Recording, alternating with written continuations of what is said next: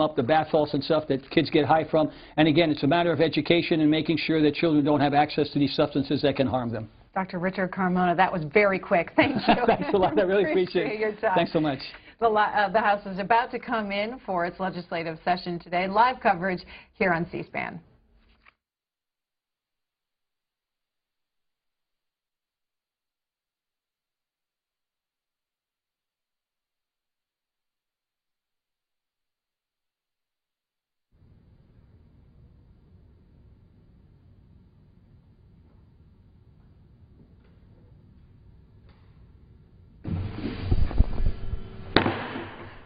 The House will be in order. The Chair lays before the House a communication from the Speaker.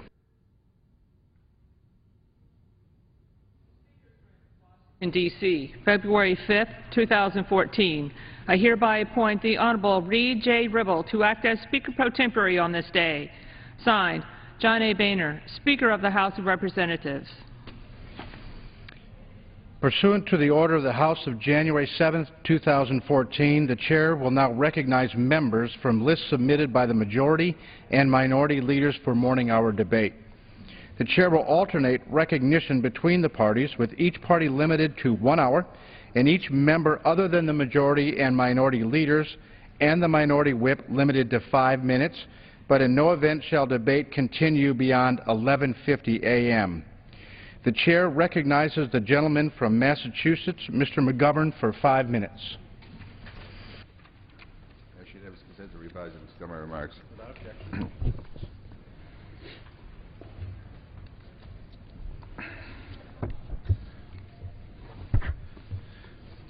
Mr. Speaker, yesterday the Senate passed the Farm Bill Conference Report, something the House did almost 2 weeks ago. And I want to thank my House and Senate colleagues that stood firm and voted against the conference report because of the egregious cuts to SNAP, formerly known as food stamps. I'm especially proud and thankful that none of my Massachusetts colleagues voted for the bill. Unfortunately, I think many of those who voted for this bill will ultimately come to regret their vote. But now that the fight over SNAP funding and the Farm Bill is over, it's time to look forward and once again refocus on how we can end hunger now. And despite the attacks on the poor that come from the Republican leadership in this Congress, there are good things that are happening among the anti-hunger community, and there are opportunities out there that we can take advantage of as we work to end hunger now. Every day, millions of hungry kids are able to eat a nutritious meal because of the school lunch program.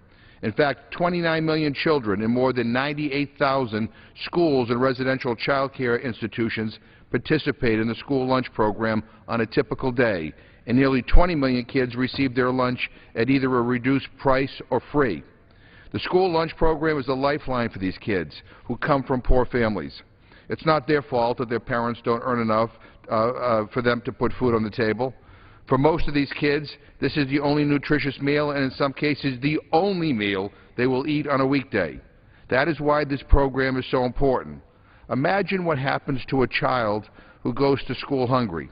It's harder for that child to pay attention in class, leading to difficulty learning and also leading to challenges in terms of their development, mentally and physically. Kids who go without food are literally at a disadvantage to those who are eating healthy meals. They are starting from a much worse position, and it's because America decides not to help. But that is changing. Participation in the school lunch program is strong. And the good news is that participation in the school breakfast program is rising. And I want to highlight a recent report from the Food Research and Action Center, or FRAC, as they're commonly known. FRAC reports that 311,000 more kids receive school breakfast than the previous year. We all know how important breakfast is. Our parents all told us to eat healthy breakfast so we can learn and grow. And I tell my kids the same thing every day, even though they don't always pay attention. And the school breakfast program is a critical part of ensuring that kids from poor families are able to start the day off right, that they don't start the school day off hungry, so they can learn properly and they can develop. Unlike the school lunch program, where the meal is served during the school day, where kids are already in school, many of these school breakfast programs take place before school starts. Because of that starting time, millions of kids don't participate in the school breakfast program. And that's why this report from FRAC is so encouraging. Schools are starting to offer breakfast free of charge to all children, not just kids who qualify based on income. Schools are moving breakfast out of the cafeteria and into the classroom after school starts, something that is known as breakfast at the bell. And I'm pleased that a new federal program called Community Eligibility, a program in 7 states that allows high-poverty schools to provide free breakfast and lunch to all students without the need for an application, is increasing daily breakfast participation.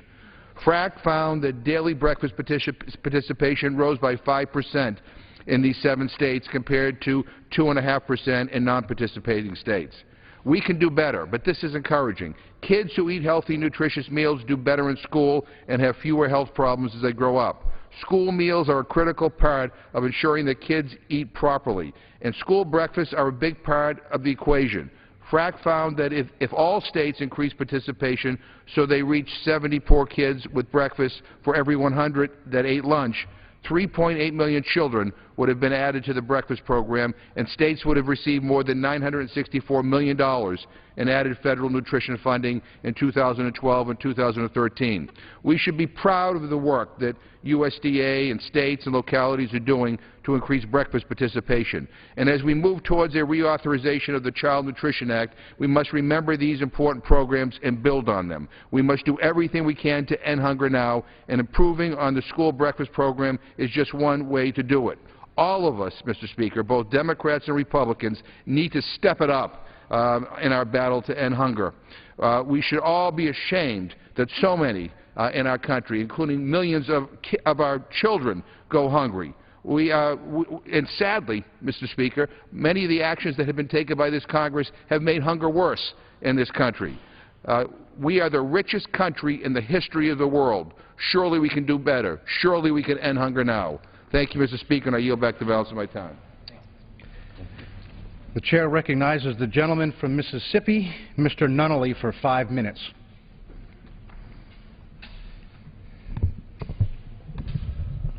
Thank you, Mr. Speaker. Tupelo, Mississippi, the town of my birth and my hometown, is known for a lot of things. The birthplace of Elvis Presley. We're the headquarters of the Natchez Trace Parkway. But one of the things that we're also very proud of is we're the very first TVA city. Many people around America think of the difference between rural America and city as the difference between whether you have a shopping mall, a lot of nice restaurants, things like that. But 80 years ago, the differences between rural and urban America were even more stark. That's why today it's my privilege to rise as we celebrate the 80th anniversary of the Tennessee Valley Authority. In the 1930s, rural America did not have many of the basic things of life, like electricity, running water, and a lot of the things that we consider frills today, like radio, music, and news. And as a result, many Americans, particularly younger generations of Americans, were migrating from the small towns and the farms across rural America, moving to the larger cities. Seeing this shift, a couple of visionary members of the Congress, including my predecessor, Mississippi Representative John Rankin, Senator George Norris from Nebraska, made it their mission to bring electricity to rural America. And on May 18, 1933, the Tennessee Valley Authority was created by this Congress in an effort to improve the living conditions and the economic conditions for 7 southern states, including Mississippi. In 1934, President Roosevelt came to Tupelo, Mississippi, and literally flipped the switch to turn on the lights. Shortly after that, North Mississippi became one of the nation's earliest regions to begin to adopt rural electrification. Over the past 80 years, the Tennessee Valley Authority has been committed not only to providing reliable, cleaner, low-cost energy, but also committed to the economic well-being of our region and across the Tennessee Valley. They've worked with local power companies, directly serve customers, regional, state, and community development organizations. TVA works to create economic development opportunities around our region, collaboratively focusing on attracting and retaining jobs, capital investment, and helping our communities prepare for growth.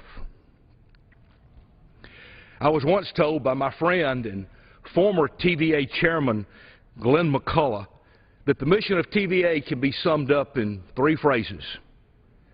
Keep the lights going, keep the lights glowing, the economy going, and the river flowing. Well, for 80 years, TVA has done just that. With current leadership like Richard Holworth from Oxford, who's currently on the TVA Board of Directors, TVA is helping our region achieve success. The electricity provided by TVA has helped attract opportunity and success for thousands of people in Mississippi and throughout the valley, allowing them to show the world that we're a friendly, reliable, and competitive workforce. So on this day of commemoration, I say happy 80th anniversary, TVA, and my wish for you is a prosperous and successful future. I yield back. The chair recognizes the gentleman from Illinois, Mr. Gutierrez, for 5 minutes. Mr. Speaker, there is no area of foreign policy that produces greater concern amongst American citizens than the prospect of a nuclear-armed Iran. Whether Democrat, Independent, or Republican, there is remarkable unity across the ideological spectrum that we must do everything in our power to prevent that outcome. We have heard the steady drumbeat over the years that Iran is moving closer and closer to achieving nuclear capabilities. We have seen the regime engage in dangerous provocations and offer support to Hezbollah and other militant groups, and have threatened the stability of the region and caused significant concerns from our allies and friends. The Obama administration worked with our international partners to impose crippling sanctions on Iran. Those sanctions covered Iran's banking, energy, shipping, shipbuilding, insurance, broadcasting, and even gold and precious metals. Now, after decades of tension between the United States and Iran and the escalating international pressure of sanctions and isolation, we have seen positive steps in relatively quick succession. After the election of Iranian President Hassan in 2013, I joined over 130 of my colleagues, calling on President Obama to, quote, utilize all diplomatic tools to reinvigorate ongoing nuclear talks, including the potential of, quote, bilateral and multilateral sanctions, be calibrated in a way that they induce significant and verifiable concessions. Those diplomatic overtures, coupled with the debilitating sanctions on Iran's energy and banking sectors, yielded the historic phone call between President Obama and President Rouhani, the first direct contact between leaders of our two nations in 34 years. And ultimately the signing of the Joint Plan of Action, representing real progress towards a nuclear agreement. There remains ample reason to question the prospects of a long-term agreement with Iran. We've heard the President 1 week ago in this very room speak of the challenges for negotiators, cautioning, quote, they may not succeed. We are clear-eyed about Iran's support for terrorist organizations like Hezbollah, which threaten our allies, and the mistrust between our nations cannot be simply wished away, unquote. Now members of Congress in both chambers are discussing legislation for new and expanded sanctions. Our constituents, deeply concerned with the Middle East and strongly in favor of peace, are asking us what we think, how we would vote, and what we should do as a Congress and as a nation. I've had the honor of serving on the House Permanent Select Committee on Intelligence, and as a member have regular access to classified assessments of the professionals in our intelligence community who provide a much fuller and clearer picture of the situation in Iran. I cannot tell you what the information is here or anywhere else because it is appropriately classified. But based on the classified briefings I've received on the situation in Iran and the Joint Plan of Action, I am very reluctant to support any additional sanctions at this time. And, Mr. Speaker, given the importance of this issue to all members and the stakes involved in preventing a nuclear-armed Iran, I think many of my colleagues would be in a much better position to evaluate the options before us if they also had access to the very classified briefing from which I regularly benefit. That is why I wrote a letter to Speaker of the House John Boehner and Democratic leader Nancy Pelosi last week asking them to convene a classified briefing for members of the House of Representatives. All of us could have had access to classified materials or request a briefing if we wanted one on a case-by-case basis. But the point is that we are facing a crossroads as a nation, and we are facing a crossroads as a Congress. And I want us to be as informed as possible. I understand the mistrust between the United States and Iran and the desire of some in this body to seek additional sanction, even as we are implementing the terms of the 6-month agreement. We need clear-eyed, apolitical, and informed decision-making so that we can make the best possible choices on behalf of our constituents and the nation. I believe my colleagues would find great value in the classified briefing and come away with greater confidence in the work of the administration and our international partners. I have been convinced that now is not the time to consider additional sanctions. But I want my colleagues to make up their minds and to do so with as much information as possible. So I renew my request, Mr. Speaker, for classified briefings as soon as they can be arranged. I have every confidence that if talks falter or we have evidence that Iran is not abiding by the terms of the Joint Plan of Action, that Congress will not hesitate to take appropriate actions, including imposing new sanctions on Iran. But with Iran at the negotiating table taking steps to halt enrichment and submit to enhanced inspections and monitoring, it is worth giving diplomacy the chance to succeed. I yield back, Mr. Speaker. The chair recognizes the gentleman from Pennsylvania, Mr. Thompson, for 5 minutes.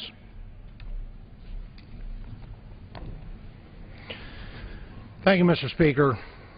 Mr. Speaker, yesterday the nonpartisan Congressional Budget Office, or CBO, issued a report stating the Affordable Care Act, otherwise known as Obamacare, will slow economic growth over the next decade, substantially more than previously predicted. According to yesterday's report, the Affordable Care Act could lead to 2 million fewer workers in the workforce between now and 2017, which is nearly 3 times as high as CBO's earlier predictions. Now, what's even worse is this number is supposed to rise in later years to the equivalent of 2.5 million jobs by 2024. According to the Hill newspaper, and I quote, the agency, CBO, also said employer penalties in the law would decrease wages and part-time workers would be slower to return to the workforce because they would seek to retain Obamacare insurance subsidies. And I end quotes. We cannot afford more blows to jobs.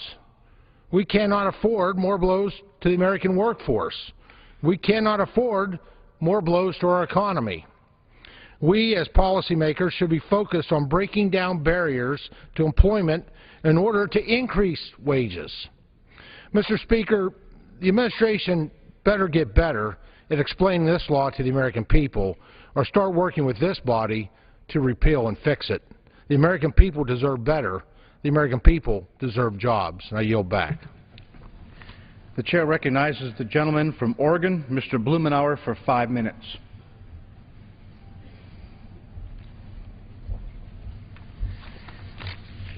Thank you, Mr. Speaker. Before turning to the subject at hand, I really hope that people look at the CBO report that was referenced by my good friend from Pennsylvania, and you'll find that the 2 million people who would no longer be working is not going to increase unemployment. These are people who are trapped in the workforce now because they can't afford health care. The Affordable Care Act will actually enable some people to retire who want to retire or stop working a second job. Read the report and find out that this is actually a very positive signal. But I'm here today to reference something else that was in the newspapers, filling with scandal about the nuclear weapons program. The real scandal is not the cheating or drug use, people with their finger on the nuclear button. The scandal is that these people are there on the job at all with these nuclear weapons. Jobs and nuclear weapons that should no longer exist. Don't get me wrong, the alleged drug use by the people who stand watch daily with the finger on the nuclear trigger or that were cheating on their proficiency exams is outrageous. But it's scandalous that we're frozen in time to a nuclear Cold War past and committed to wildly wasteful spending. These are weapons that have never been used in 69 years, that did not deter the 9/11 attackers, cannot help us in our major strategic challenges today. They've never been used in battle since World War II, but they've almost been used by miscalculation and mistake. In Eric Schlosser's recent book called Command and Control, there are terrifying examples of what were termed broken arrows, nuclear mishaps. A nuclear bomb was accidentally released over South Carolina, landing in Walter Gregg's backyard, leaving a 75-foot wide, 30-foot crater, leveling his home. Luckily, it failed to trigger the nuclear explosion. In North Carolina, a B-52 fell into a tailspin carrying 2 hydrogen bombs 250 times more powerful than Hiroshima. There were numerous instances where our bomber fleet, which used to be on the runway idling, on alert 24/7, were prone to catching on fire, well packed with nuclear bombs. A few years ago, there was a B-52 which flew across the country unknowingly carrying 6 armed air-launched missiles. By no stretch of the imagination do we need 450 intercontinental ballistic missiles on alert, plus nuclear-armed bombers, all on top of our nuclear submarine-based missiles. We don't need a fraction of this weaponry. At most, we need perhaps 1 scaled-down system. There's nobody left to deter. We're competing in Russian Winter Olympics right now. A small portion of one of these delivery systems is all the nuclear deterrence we could ever possibly need, and the larger, more complex the infrastructure, it's not just more expensive, but more prone to mistake. We're talking about upwards of $700 billion over the next 10 years in operations, modernization, new systems, new nuclear submarines. It's outrageous. It's dangerous. Let me put that in context. $750 billion is more than the federal government will spend on education in its entirety in the next 5 years. It's time for Congress and the American people to put an end to this. The chair recognizes the gentlewoman from Ohio, Ms. Kaptur, for 5 minutes. Thank you, Mr. Speaker. Mr. Speaker, I rise today in opposition to the further outsourcing of American jobs through more unfair trade agreements. The administration, this administration, is currently working on the next executive branch job-killing so-called free trade agreement. They're calling it the Trans-Pacific Partnership, or TPP. The contents of this agreement have been kept secret from the American people and members of Congress and, of course, the general public, wherever they might live. The administration is using the same old failed trade model called fast track to negotiate this, which means whatever they negotiate, we don't get to see, and then they bring it up here, they tie our hands, they bring it up in one lump sum vote, no amendments allowed. And they usually do it in a lame duck session after election and just try to ram it through, usually very late in the evening, sometimes the early morning hours. And since fast track was first used, the United States has accumulated red ink, trade deficit, more imports coming in here than exports going out for nearly 3 decades. We've accumulated over $9 trillion in trade deficits. If you want to know why we have a budget deficit, it's because we have a trade deficit. We've outsourced too many jobs from this country to low-wage havens. Go out and try to buy anything made in America, right? The American people know this inherently. Nearly 7 million good-paying American manufacturing jobs have been lost since fast track was first passed. Every poll of U.S. opinion tells this Congress what do the American people care about? Jobs and the economy. Jobs and the economy. They care about recovery. So why is this administration using the same old model that goes back to 1975? Now they're looking at the Pacific region, as if, you know, we haven't had relations with some of those countries before. But every other agreement has resulted in red ink. The American people want job creation, not job outsourcing. And actually, if this president were to refurbish the trade model and really fix it, it would be the first time in modern history that our trade policy would yield job creation in this country, net job creation in this country, and real income growth for the American people. Now let's look at a couple dimensions of this. The trade deficit in 2012, the last year for which we have confirmed numbers, was $500 billion, $534 billion. That alone resulted in over 2 million lost jobs in this country. That number has just been getting worse with each passing decade. More and more jobs lost. Let's look at the countries. Let's take China. The trade deficit in 2000 with China was about $83 billion. It's increased 4 times. It's gone up 4 times.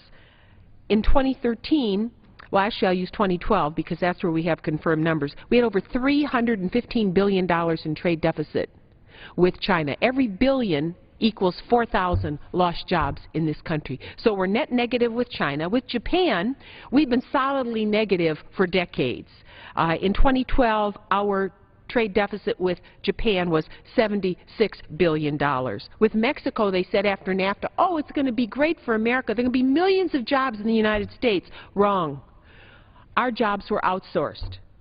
In fact, in the year of 2000, we had a $24 billion deficit with Mexico. By 2012, that had gone up 3 times more to $61 billion.